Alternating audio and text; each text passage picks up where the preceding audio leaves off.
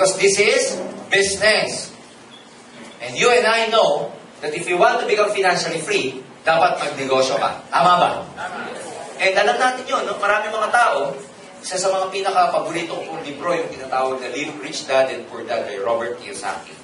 Sabi niya, may 4 na paraan lang kung paano kakikita ng pera sa buong mundo. Pwede ka maging empleyado, self-employed, mag-business ka, o maging investor ka. Ang tawag dito na ESBI quadrant. Sabi niya sa research niya, ang pinaka-miserable people in the world financially, yung laging walang pera, belongs to the left side of the quadrant. Mga empleyado, self-employed. Pero mga mayaman sa mundo, alam niyo kung nasaan? Nasa right side of the quadrant. So, ibig sabihin, ang asenso, nasaan? Nasa left, nasa right? Ito ngayon ang gulat. Maraming mga tao, alam nila ang pag-asenso na andito sa kabila. Pero dito kayo magugulat. Maraming mga tao na nanatiling nasa kaliwa. Tama ba? In fact, dito, di ba? Bago kayo mag-in global, malamang marami sa inyo nasa employment. Kahit na nung ikaw nagtatrabaho, alam mo na ang asenso nasa negosyo. Pero ang tanong, bakit hindi ka nagne-negosyo? Yung iba, ang dahilan, baka walang puhunan, walang opportunity. Pero may mas malalim na dahilan bakit maraming tao ayaw tumawid sa kabila. Alam niyo ba't di makatawid? Because it's against their core values. Ano yung core values? Ang tinuro kasi sa atin, pag-aral kang mabuti para magkaroon ng magandang trabaho. Kaya bata ka pa, trabaho, trabaho, trabaho, trabaho, trabaho. Nung umattend ka ng seminar, negosyo, negosyo, trabaho, trabaho, trabaho, trabaho. Tama, mali? Kaya yung mga recruit nyo, huwag yung sisisihin minsan kung ayaw nila. Kasi, nakaprogram ang utak nila, hindi sa negosyo. Nakaprogram sa trabaho. Kaya hindi nila makita yung opportunity, nabubulag sila ng programming nila, tawag doon, mindset. Bakit? Bata ka ba? Yun ang sinabi sa'yo. Mag-aral ka mabuti para magkaroon magandang trabaho. Yung mga Chinese, anong ginagawa? Mag-aral ka para pag-graduate mo, maghanap ka ng negosyo. Kaya magtataka kayo, mga Chinese, ang orientation, laging business. Sila naman, pag kayo, mga Chinese, baliktad. Pag pinag-usapan ang trabaho, ayaw nila. Pero gusto, pag pinag-usapan negosyo, yan, kita tayo dyan, oo, negosyo. Gusto ko negosyo. Pero pag trabaho pinag-usapan, employment, ayaw nila. Pilipino, baliktad. Pag pinag-usapan negosyo, ayaw. Gusto, trabaho. Tama o tama? Tama talaga eh. So, yung iba nahirapan makatawid. Ang hindi alam na maraming tao, by joining in global, yung programming mo, magmula nung bata ka, pinapalitan namin. Hindi mo lang namamalaya, tinutulungan ka naming makatawid. By joining in, tinutulungan ka naming makatawid. Kaya ngayon, nandito ka na, nakatawid ka na. Tanong, aasenso ka na ba?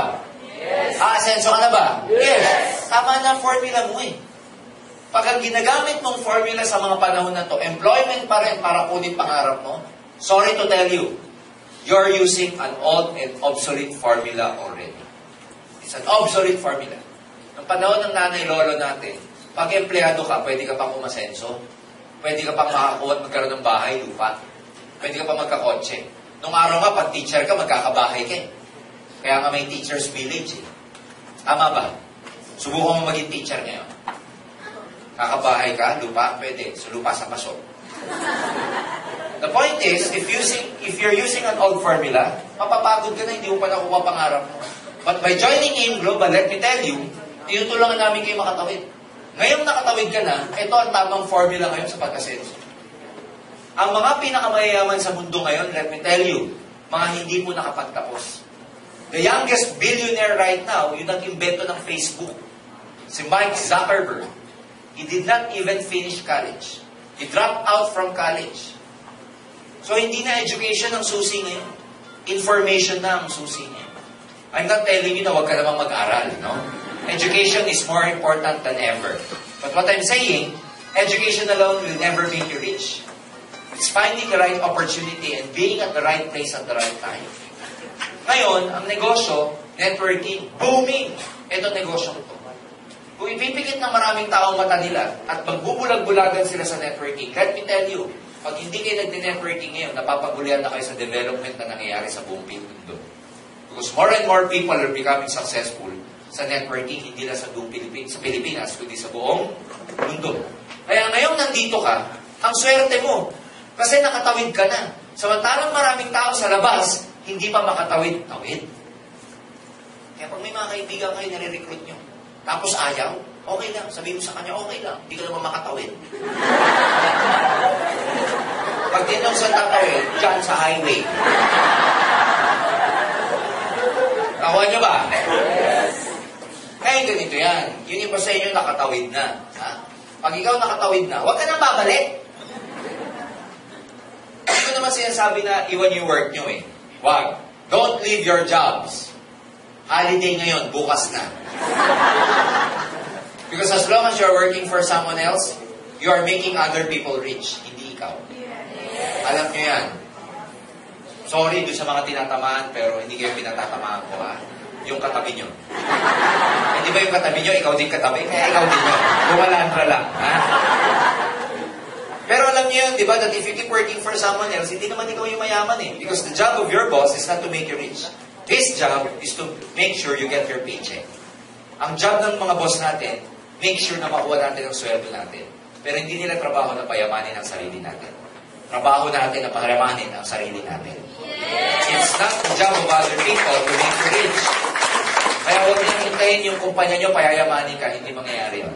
Huwag niyo nang hintayin yung gobyerno magpapayaman sa'yo, hindi mangyayari yun. Ang magpapayaman sa'yo, ikaw. Ang swerte mo kasi nasa AIM Global ka, ito proven formula. Marami na pong yumaman dito, kaya payaman ko talaga. Kaya, yan ha, huwag na kayong babalik. Kung nasa employment kayo ngayon, if you're doing business, you are in both quadrants. Marami mga tao kasi, pagtawid at nahirapan, balik ulit sila dito, ito na lang, hindi na nagpa-part-time. Mali. You know, ang isang bagay, pag nahirapan ka, hindi dapat measurement yan para mag-quit ka. Okay? For all you know, pag nahihirapan ka, malamang nandun ang tamang direksyon.